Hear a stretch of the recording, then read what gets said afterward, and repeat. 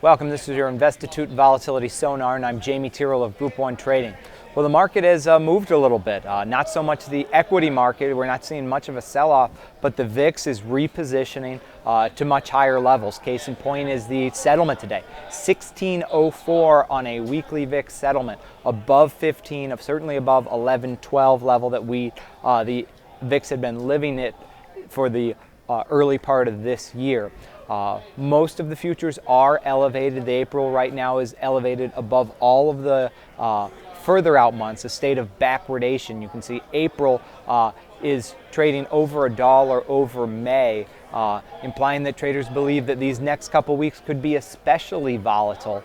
We have a French election coming. There's a little bit of uncertainty with the U.S. relationship with Russia, and some macro political events that could move the VIX.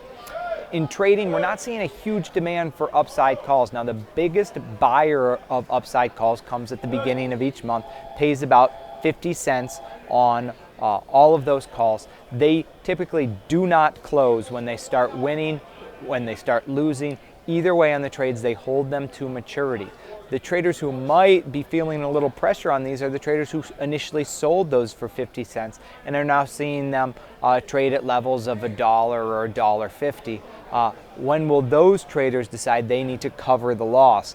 That generally determines when the VIX kind of goes off the rails. When the traders who sold the initial upside protection decide they need to start covering, you start to see the VIX markets widen out, volatilities move much higher. We're not really seeing that. A lot of traders are seeing this as a selling opportunity. We just had a seller of the April 18 strangle, $1.05, 5,000 times. But some traders are buying the second week, April 26th. They're buying the 22 calls, 15,000 times. They're paying 48 cents for those.